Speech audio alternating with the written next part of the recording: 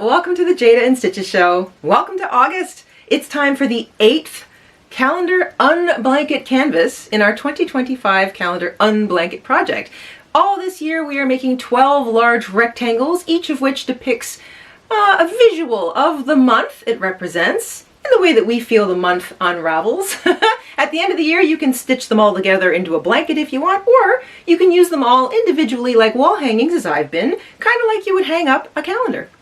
This month, being August, for me means large, unending fields of produce. Large produce, big cash crops, all ready to harvest. So to that end, I have designed a canvas that's corn themed. For me, my whole life has been about driving up and down roads lined with tall, rich green stalks of corn, all dotted with little golden nuggets about this time of year, and all of it happening under the hot August sun. I love farm country. It is a big part of who I am, and I really wanted to work that into a canvas this year, especially because I made this tractor applique for our folk art calendar blanket a few years ago, and I love it so much I was really eager to use it again. So the applique tutorials for the sun and the tractor are in the description box down below, along with applique tutorials for clouds and our barn. So if you're more like thinking barn and less tractor, then I've got those in the description box down below as well. Of course, you can make August anything you want, but today I'm going to focus on this graph work. So the canvas is what we're doing today.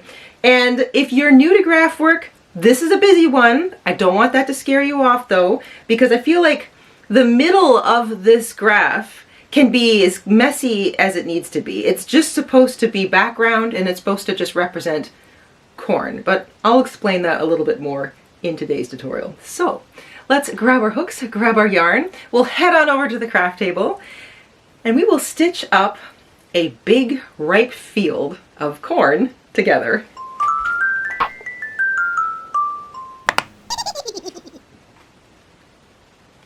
For the August unblanket canvas, I've already gone ahead and made my sun applique and my tractor appliques, and we've got links to both of these tutorials in the description box down below. I used the 5.5mm hook, or the I9 for the tractor. I used a smaller hook, a G6, 4mm or 4.25mm for the sun, and that was just to make it a little bit smaller, and that is reflected in the tutorial. So if you watch the tutorial, I'm using the same hook. For the canvas, I'm using a 5.5mm hook, the I9. I need a pair of scissors and a yarn needle, and here's what I need for the colors. I need about 18 yards of brown, about 30 yards of a light green, about 12 yards of a dark green, 6 yards of a regular light yellow, 17 yards of an orange or a dark yellow, and I'm including the amount of that to be reflected in the sun. So 17 yards is how much you need for the canvas and the sun if you're adding the sun. A little less if you're only just using it for the canvas. And you need 50 yards or so for light blue. Depending on what you want to do for your border, you're going to need around 22 yards for that. I'm not sure what I'm going to border it with yet. I'll decide that when I get there. And I'm using all size 4 medium weight 100% acrylic yarn. And once you've got all that together, we can get started. Most of this canvas is just sort of rows of the same color. There is a chunk that is very specific. I'll have an insert of the actual canvas graph up here, and there are some left and right-handed specific things too. I'll be giving those directions when we get to them. But to start, we're going to begin with our brown at the bottom of the canvas. We're going to chain 37 to begin. Once you've chained 37 using your brown, again, we're beginning at the bottom of the graph, or what would be considered row 1 of the graph. You're going to skip the first 2 chains from the hook, find the third chain, double crochet into it, and double crochet into each remaining chain all the way across. At the end of row 1, you will have 36 double crochets. That includes the chain 2 at the beginning of the row.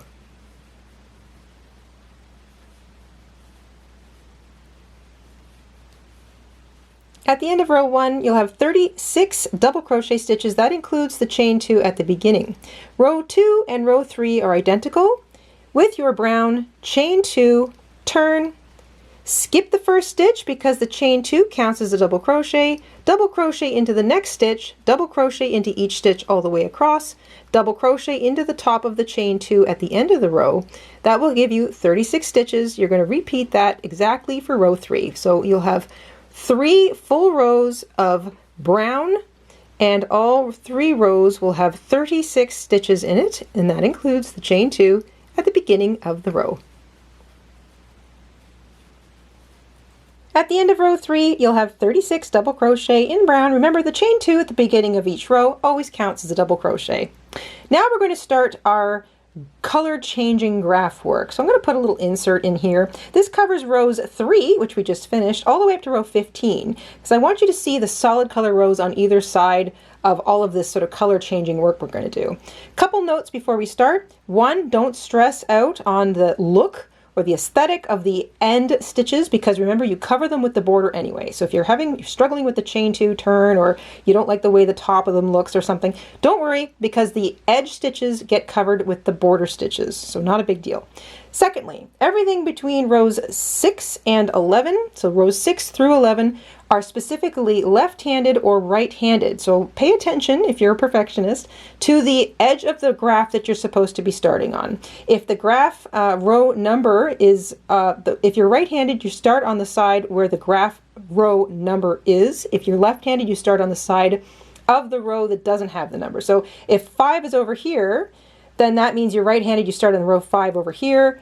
If you're starting row 5 and you're left-handed, you're starting on this side. So you're always starting on the opposite side if you're left-handed. Some of these rows are mirror image, so it doesn't matter which side you start on. And most importantly, we are creating a busy, noisy background of corn. If you mess up, you stick in a yellow or a green or a dark green where you didn't mean to, it's okay. It will not matter. You are creating the noise of a very busy, full, dense field of corn. So even though I'm going to give you all the proper stitch counts, I don't want you to stress any of it, because in the end, it's a background and you're going to have a big, pretty tractor sitting in front, and nothing in nature is perfect. So that said, let's go. Row 4, we begin with our brown, we chain 2 and we turn. And the first thing we're going to do is introduce our green. This is our light green, not our dark green. So we're introducing our light green. I'm just going to make a long tail and loop in my yarn. I want to make sure I'm carrying my brown. I'm going to put that loop over top of my hook, and I'm going to create a double crochet or start one in the very next stitch. So I pull up a loop, I'm working over top of my brown, work the first 2 loops off, and because our little bee or our little light green color is only a single stitch in that color, we want to immediately switch back to brown. So I'm just going to grab my brown, finish off that stitch, tug on everything a little bit. I'm going to come back and weave in my tails later, so I'm not going to worry about that short tail. And now I'm going to carry green. It's 2 brown, 1 green, 2 brown, 1 green, all the way across. So I work a full brown, and then I start a brown, only work the first half of it before I switch back to green. Remember, the stitch before the color changes, you only work the first half of that stitch in your current color. You switch to the new color to finish that stitch. That keeps the top of that stitch the same color, but it sets you up to make the next stitch in the correct color. And because the light green for this row only ever sits individually in single stitches, you've worked the first half before you switch back to brown. But the whole stitch will be correct. So 2 brown,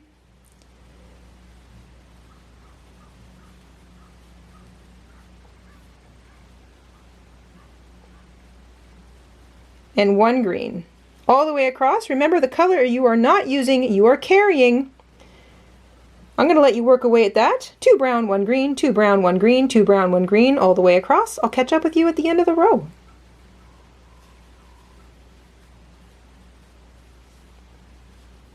As you near the end, you are going to work a light green followed by 2 brown, and then the last 2 stitches are light green and brown. So I am switching to my light green, to do my second last stitch. And then I am switching back to brown. I'm going to drop my light green where it is. I don't need to carry it to the end of the row, so that means I do not need to work over top of that green tail. I'm going to work a brown double crochet in the top of the chain 2 to finish that row, and that ends the use of brown. So right off the bat, before I do anything else, I'm going to snip my brown. I don't need a lot of long tail. Fasten off. Turn, very importantly. And I'm going to put my brown out of the way so it's not getting tangled with anything else. Your light green is still attached, you're still going to be using it. So that was the end of row 4. We've turned and we've introduced our light green. These are the bottoms of our corn stalks. We are now going to get our dark green going. So we're going to join in our dark green now. I'm going to start with a slip knot and join in the same stitch that I fastened off with a slip stitch, chain 2 to begin the row. You can also join with a standing double crochet in your dark green if you're comfortable with that. And the very next thing we're going to do is switch to light green. So your light green is right here. You're carrying your dark green now. I'm going to keep all of those little short tails to the back. I'm going to weave them in later just to keep things not so confusing. So I want to make sure I'm carrying my dark green. The first thing I'm going to do is create a stitch right here. Now, because the light greens are a standalone stitch, before I finish it, I want to switch back immediately to my dark green. So let's do that. Just finish that off there. And because you joined a color and chain 2, etc., the top of that green stitch is going to have a dark green top. Don't worry about it. Like I said, the edge stitches really don't matter because we're going to have border stitches covering them. So we're carrying our light green, and it's like I said, it's the repeat of the previous row, except that instead of brown, it's dark green. So a dark green stitch, a dark green stitch. This is the stitch before the color change. So I immediately switch back to my light green. Whichever color you're not using, you are carrying, meaning you are working over top of it. There's only ever one light green stitch before you switch back to your dark green. So 2 dark green, 1 light green, 2 dark green, 1 light green, all the way across. Remember to carry the color you are not using. Take it easy. Remember to pause anytime and just study the graph if you need to. And I'll see you at the end of the row.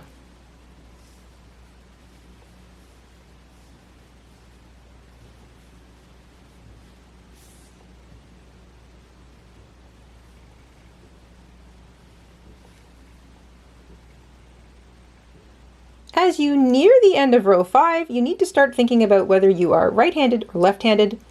The right and left-handed specific changes to the graph or details in the graph start now. So we end row 5 with 2 dark green, 1 light green, 1 dark green. If you're right-handed, you are going to work your light green, drop the light green, switch to dark green, finish the row with dark green,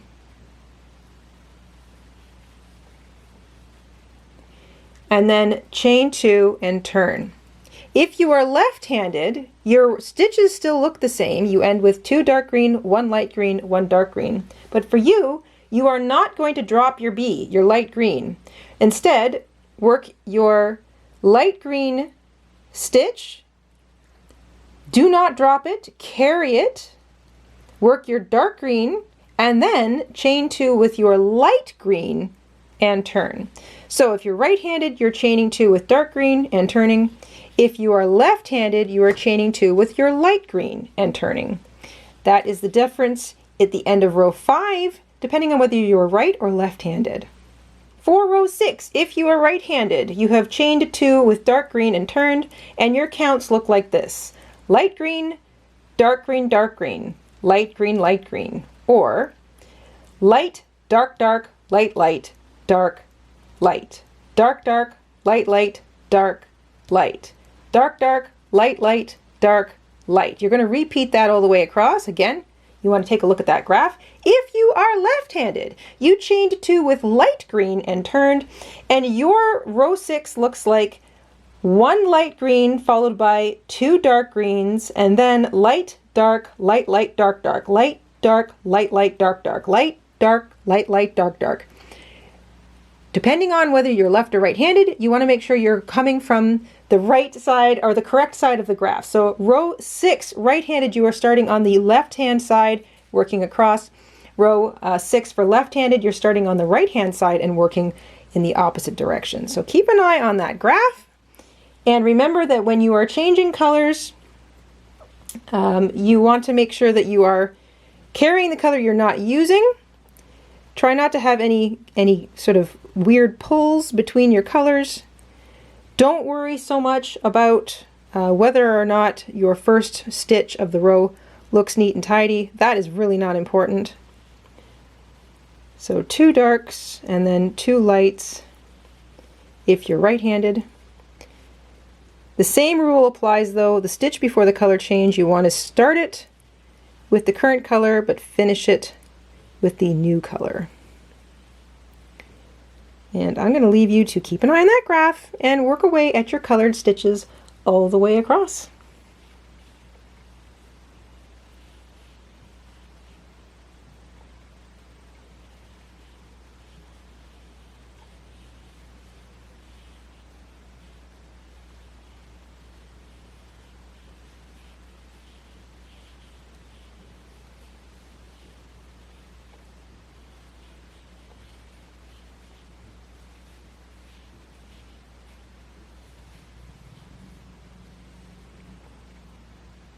As you near the end of row 6, if you're right-handed, you end the row dark, dark, drop the dark, light, light, chain 2, turn. If you are left-handed, you finish row 6 with dark, dark, light, drop the light, finish the row with dark, chain 2, turn. So a little bit different depending on the handedness you're in, but I will say it again, remember that if you make an error, it honestly doesn't matter because you are creating the noise, the busyness, the visual denseness of a very packed bunch of corn. So I'm finishing off, oops, I didn't mean to carry my green. See, this is, I've got to pay attention. I don't need to carry my dark green. I need it kind of where I want it to sort of be where I need it when I start the next row. So I do not carry that color to the end. Whatever color you end the row with, whether it's light green if you are right-handed or dark green if you are left-handed, you are going to chain 2 and turn with that color. So for row 7, we are still just alternating between light green and dark green. And again, I'm going to read out the right instructions and then the left instructions. So row 7, right-handed. You chained 2 with light green and turned, and then it's a light green, dark green. And then it goes light, light, dark, light, light, dark, light, light, dark, light, light, dark, all the way across. If you are left-handed, you chained 2 with the dark green and turned, and you begin row 7 with your light green immediately, light, light, dark, light, light, dark, light, light, dark, light, light, dark, all the way across. Keep an eye on that graph. You want to make sure that if when you start your next stitch, if you have to carry a color, you're paying attention to it. So I've had to carry my color up a little bit. It's all right. If you've got a long carry, you just grab it with your hook as you do your next stitch. And again, carry the color you're not using. The color before a color change is only half worked with that color, and it is finished with the new color. Keep an eye on the graph, and I will see you at the other side.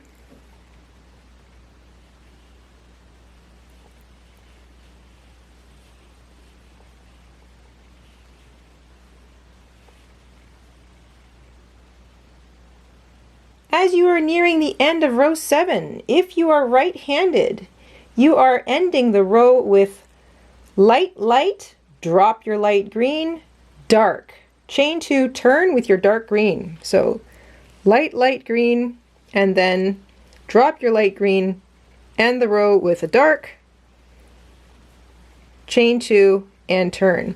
If you are left-handed, you are ending row 7 with 1 dark green, and then drop your dark green, light green to finish, drop your light green, and you are immediately going to join in your yellow and chain 2 with it to begin your row and turn. So end your row with light green, drop your light green, chain 2, so just grab your yellow, make a nice loop, chain 2 with it, and now you've already added your light yellow. If you're working right-handed, we're going to be adding ours in a minute. So we are chain 2, whether it's dark green for right-handed or chain 2 with the light yellow for left-handed. Turn your work. We are starting row 8. If you're looking at the graph, row 8 right-handed begins on the left side, left to right. If you're left-handed, row 8 begins on the right side and you work right to left. For the right-handed, row 8 is chain 2 with your dark green, and then it's 4 light green, 1 yellow, 1 dark green. 4 light green, 1 yellow, 1 dark green. 4 light green, 1 yellow, 1 dark green. That is on repeat all the way across. I will show you joining in the yellow in a minute. If you are left-handed, you already joined in your yellow, you chained 2, and you work immediately 4 light green, 1 dark green, 1 yellow, 4 light green, 1 dark green, 1 yellow. You're just basically doing the opposite of what the right hand's doing, or you could look at it like the right-handed people are doing the opposite of what the left-handed people are doing. Either way, we're all on row 8. I've chained 2 and turned. I immediately am switching to my light green because I'm right-handed. So I'm going to work 4 light green. I'm carrying my dark green.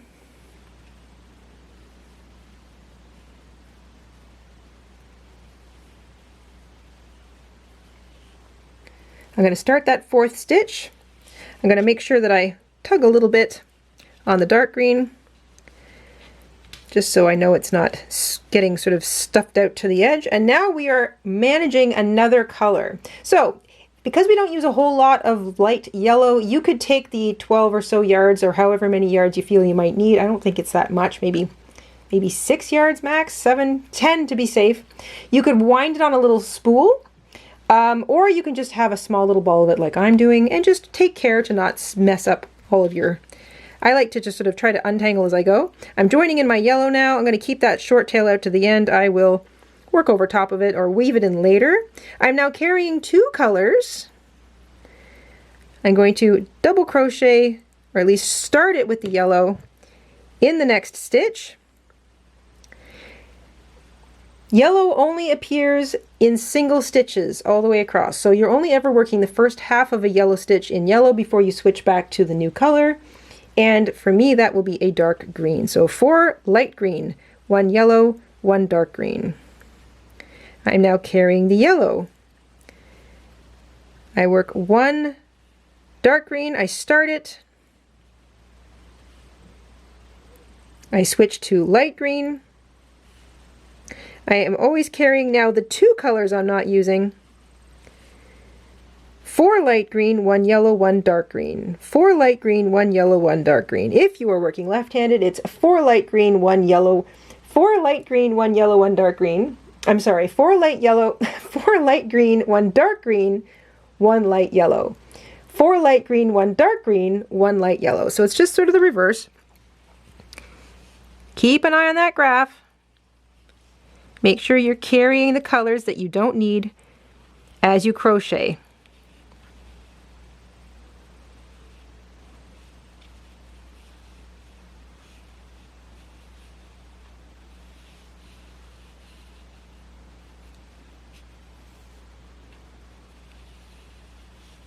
We're nearing the end of row 8 now, so if you are right-handed, your row 8 ends with your last use of yellow, or your second last use of yellow, change to dark green, make a dark green stitch,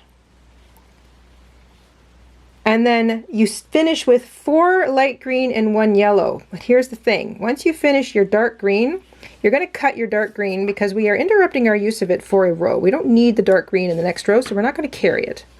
So just cut your dark green after you've made your last dark green stitch. Work 4 double crochets in light green,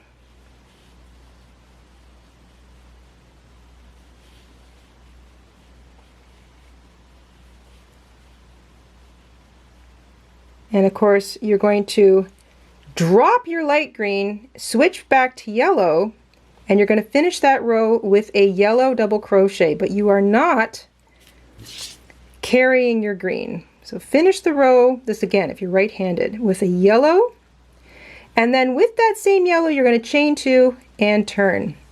If you're left-handed, your row 8 finishes with a yellow, drop your yellow the last time you need it, 4 light green, you're still carrying your dark green, you're going to not drop your light green, carry it right to the end. Your last stitch in row 8 will be with dark green. You can cut your dark green yarn, but then you're going to chain 2 with light green and turn. So if you're right-handed, you chain 2 with yellow and turn. If you're left-handed, you chain 2 with light green and turn. Either way, we've all cut our dark green. We can put it aside. We only need it again in a couple rows, but not in this row. So row 9 is just yellow and light green. So here we go. If you're right-handed, your yellow or your row 9 looks like chain 2, turn with light yellow, and then it's 2 green, 1 yellow, 2 green, 1 yellow, 2 green, 1 yellow, all the way across. If you're left-handed, you've chained 2 with light green and turned to begin row 9. Your row 9 looks like light green into the next stitch, so chain 2 with light green in the next stitch, and then it's yellow, 2 green, yellow, 2 green, yellow, 2 green. So you're yellow 2 greening all the way across. It just changes how you start the row depending on your handedness. So I've already chained 2 with my yellow. I'm immediately switching to green. I'm going to work. I've got a little knot in there. It's fine. I'm going to weave that in later on.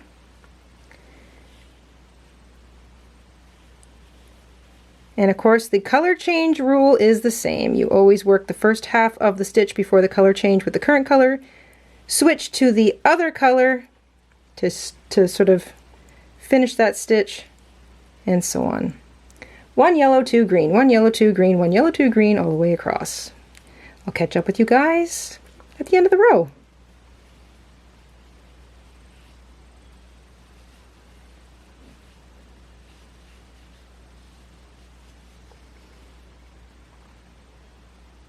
We're nearing the end of row 9 now. If you are right-handed, row 9 for you ends with yellow, drop your yellow, and 2 light greens to finish. And with that light green, chain 2 and turn. That's if you're right-handed, that's the end of row 9. If you're left-handed, you finish with light green, drop your light green, yellow to finish the row, drop your yellow, and now you are going to grab your dark green again. You're going to make a slip knot, join your yarn with a slip stitch and chain 2 out of the top of your last stitch. Make sure you've turned, and or you can join with you don't have to make the slip stitch, you can just make that nice long loop, chain 2 with green, however, and you have now added your dark green back in. So if you're left-handed, you end light green, yellow for row 9, and then you chain 2 with dark green, so you're adding your dark green back in again, and that begins your row 10.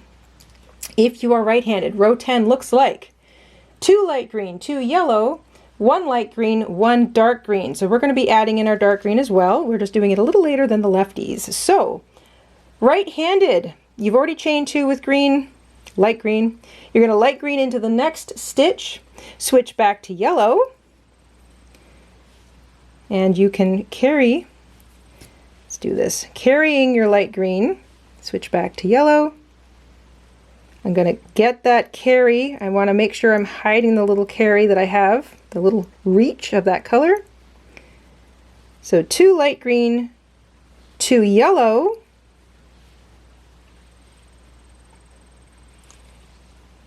switch back to light green,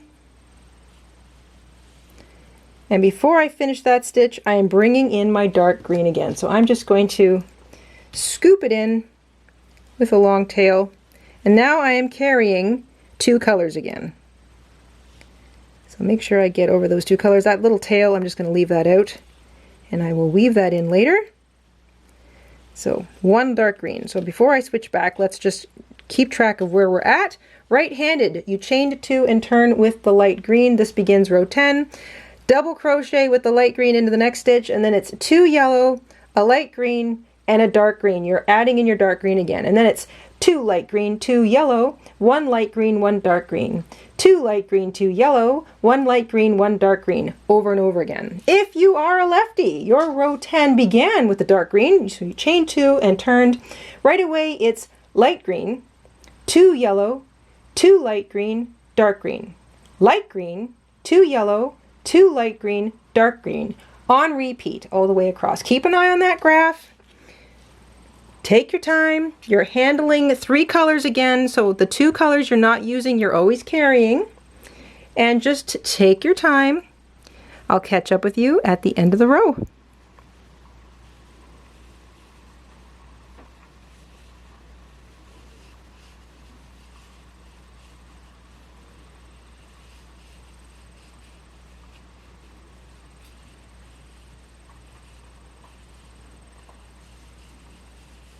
We are nearing the end of row 10. If you're right-handed, your row 10 ends with 2 yellow stitches, drop your yellow, 1 light green,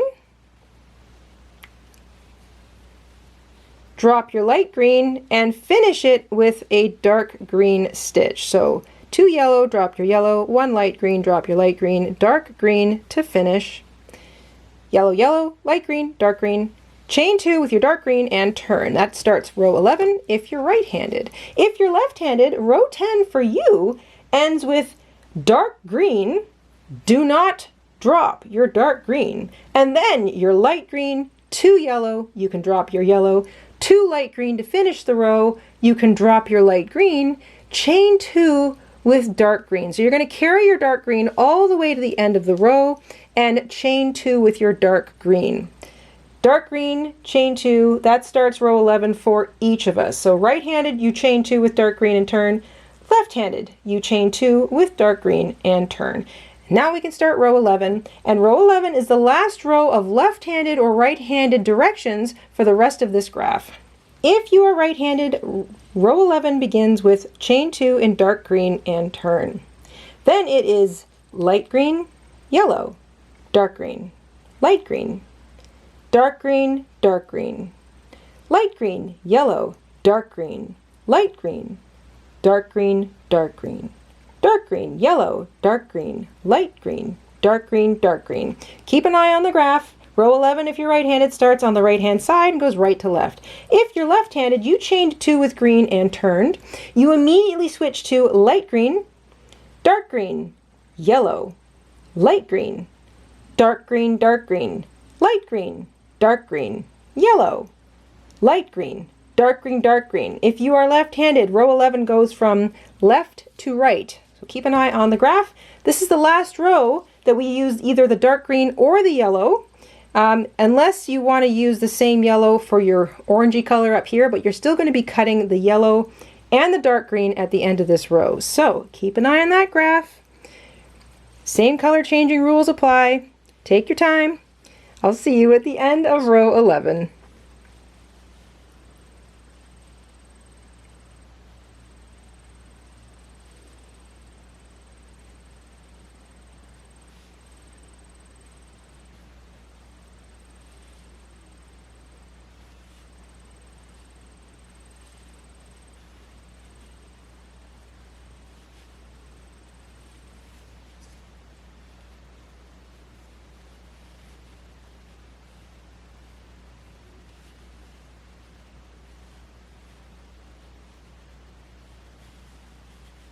We're nearing the end of row 11, and this is the end of our yellow and our dark green. So if you're right-handed, your last few stitches of row 11 are yellow. Your last stitch of yellow, you can cut your yellow.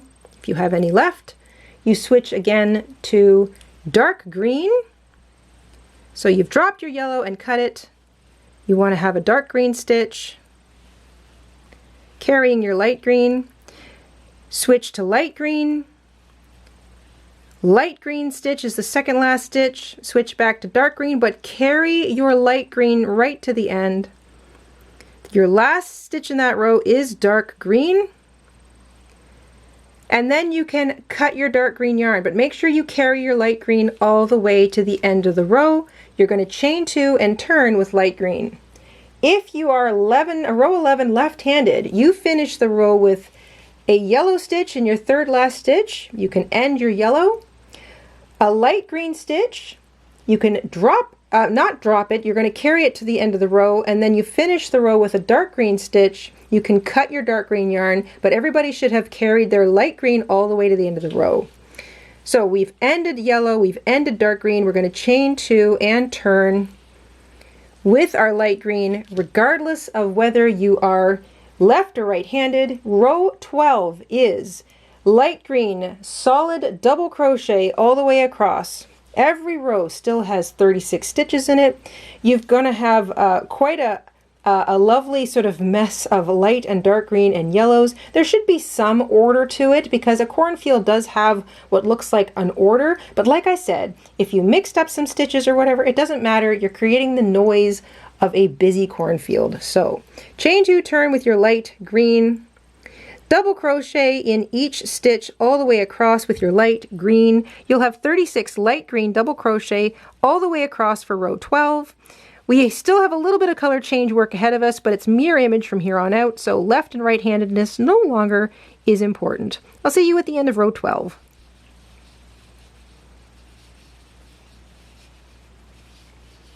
At the end of row 12, you'll have 36 double crochet all in light green. That includes the little chain 2 at the beginning. You can worry about weaving in your tails later. We are doing 2 more rows of color change, but they're very simple and they're mirror image. So here we go. Last row use of light green, but we are also now introducing our darker yellow or our orange. You could also use a tan color here. This is sort of the top parts of our corn stalks. We're going to chain 2 at the end of row 12 in our light green and turn. That counts as the first double crochet of the row. We are all immediately switching to our nice dark yellow color. We're going to carry our green and we're going to double crochet with yellow into the very next stitch, but our dark yellow or orange stitches all stand alone. They're always singles. We're going to switch back to green immediately. So I'm going to switch my balls of yarn around here. So chain 2 and light green to turn, right away with the dark yellow or orange, whatever color you want to use, and then it's 2 light green. And then dark yellow, light green, dark yellow, light green, dark yellow, light green, dark yellow. So 2, 1, 2, 1 all the way across. Easy peasy considering what we've just done. Remember, the color change rules still apply. I think I'm going to pull that little short tail out of there and weave it in later. There we go. Just keep things nice and simple. Remember, you are carrying the color you are not using, as usual. You are always changing colors at the stitch before the color change to the next color, as usual. Same rules apply. Take your time. I'll see you at the end of the row.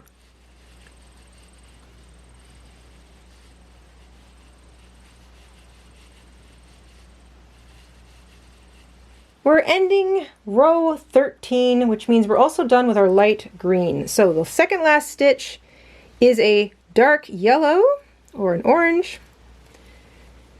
You're going to drop your yellow, but you're not cutting it. You're going to finish the row with a light green double crochet in the top of the chain 2, and then you can just cut and fasten off. So just finish your green. You do not need it anymore. You can fasten off that row, but you're not cutting your yellow. Turn your work, grab your sky color. We are going to join our sky color now. You can do the slip knot join with a slip stitch chain 2, or you can just sort of use the loopy in thing, however you want. You can also join with a double crochet if you like. It's up to you. I'm going to join with a slip stitch and chain 2 to start. There we go. And now row 13, I should say, is finished. Row 14, it's identical to row 13. It's just that instead of the green, we're using blue. So the row starts with 2 chains and in our new blue color. I'm going to keep my little short tails to the end. I'm going to weave them out later, or weave them in later, I should say. Carrying blue, we're going to immediately double crochet in yellow. So I'm going to get those little tails out of the way. I want to make sure I get the carry, or that little length of yellow. and I'm immediately switching back to blue. So now it's 2 blue,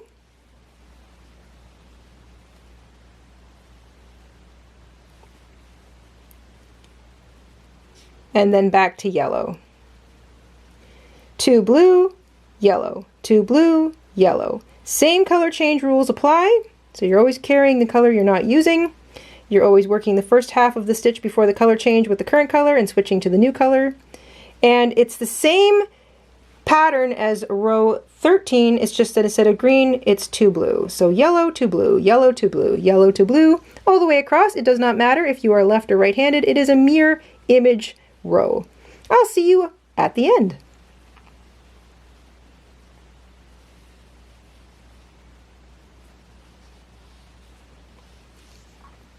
Row 14 ends with your second last stitch in yellow. You can drop and cut yellow, and the last stitch of the row in light blue. And this sets us up for the rest of the blanket square here, or this lovely unblanket canvas. We're going to snip our yellow, chain 2 with your light blue, and turn, and rows 15 through 24 are all double crochet in each stitch all the way across in light blue, chain 2, turn, double crochet in each stitch all the way across in light blue, chain 2, turn. You will always have 36 stitches at the end of every single row, and all of the rows from here on out are light blue. So sit back, put your feet up, relax, make sure you've still got 36 stitches in each row. Don't forget your chain 2s, always count. And now you can just double crochet in blue until the end of row 24, and I'll see you there. At the end of row 24, you can fasten off and weave in your ends. Now, if you're going to use the same color as your sky for your border, you don't have to fasten off. You just have to chain 2 and turn, or chain 3 and turn, depending on whether you're making the open sort of wall hanging version of the border or just the closed blanket rectangle part of the border. But there's more information about that in previous videos, which we've got linked below. I'm going to use the bright, rich yellow for my border because I'm really trying to kind of give that idea that it's the hot days of summer. So, very importantly, this is the right side of the rectangle, but you can decide which side you think looks better. So it doesn't matter. This is the right side technically, but if you like the other side better, that's okay. But what you do want to do is weave in all your tails on the wrong side. So find your tails, pull them through to the wrong side, weave them in so that your right side is nice and fresh and clear. And then this is the side you have facing you when you start your border. Right side facing to begin the border. I'm going to weave in my tails, put on my border, and I'll come back and see you in a moment. I have finished adding the border to my graph canvas, and now my very full, my dense cornfield is ready. I like that as a background. It's a little bit, it seems complicated and a bit crazy when you're doing it, but when you pull back and look at it, it really does look like the denseness of a cornfield. The summers in August especially are really hot here, and so I think about that hot, hot August sun beaming down on that big ripe field of corn. And of course, I have to have a tractor. Tractor's out just double checking that everything's a-okay in the field. And tractors come in a bunch of different colors. I've made several in different colors. I'm going to use one of my red ones today. And the links for the tutorial of our tractor and this little sunshine are in the description box down below, as previously mentioned. I'm not going to bore you with the details of sewing everything on. This one's pretty straightforward, up and down around all the sides, making sure that it doesn't move as I work. And I'm going to sew down the cab of my tractor first, followed by the 2 wheels they sit on top. And really just 2 little appliques to add this month, and I'm done. We're all stitched down. I decided to use the loops just behind the edge of all the stitches around the edge of all of my appliques. So still use the front facing loops of the canvas, but I used the back loops behind sort of the edge all the way around all of my pieces. It's the same thing I did back in February. I wanted to get more of a pop out 3D effect because I was using very few appliques on this month's unblanket. So my sun up here in the corner, and of course my tractor down below. No stitching shows through to the back, so once again, that's just sort of the plain back. All of the little bits and pieces are woven in. Looks nice and neat on the back. And the front really makes you feel like you're in the fields in August. I am so happy with the way this turned out. I really like the idea of stitching along the back edge of the applique. I don't always do that. Sometimes I want, especially in like blanket projects where I know they're going to get a lot of love, I want to make sure that the applique is really stitched down and there's no like lip that it's going to get maybe pulled up from, or maybe give it an opportunity to pill more. But in something like this, which I intend to just hang on the wall, being able to just stitch through the back loops of that applique makes it really pop out. It gives it a much sharper kind of outline. It makes it a little more 3D. I really like that, and I used it in the February unblanket canvas to make the hearts all kind of pop out. And I was eager to kind of try that again, and I felt like this was a good one to do because the canvas is really just supposed to be background noise, and the appliques are the things that I was really trying to kind of bring to the forefront, to bring to attention. I love experimenting with different techniques. I love big, long, year-long projects like this because they let me experiment with little tiny detail techniques. You know, you don't have to do the exact same thing every single time. And it's a fun way to just sort of, oh, I think I like the way that looks better. I think I want to use that again. You know, I perfect a technique or just get better at something. Anyway, that's what this month was all about for me. And corn. Corn is ready to come out of the ground, or off the stalk, I guess. A lot of farmers leave the stalks up. They act as a good snow barrier. It's amazing that we can go from this kind of heat and only a few months later be worried about whiteouts and driving snowstorms. What a country. Anyway, I hope you enjoyed stitching along with me this month, and we will see you soon here on the Jayda and Stitches Show. Until then, stay safe, stay crafty, and have a great week. Bye, guys! Hi, everybody. Mr. InStitches here. Thank you for watching today. Here are some of our other videos you might be interested in. Oh, and don't forget to subscribe.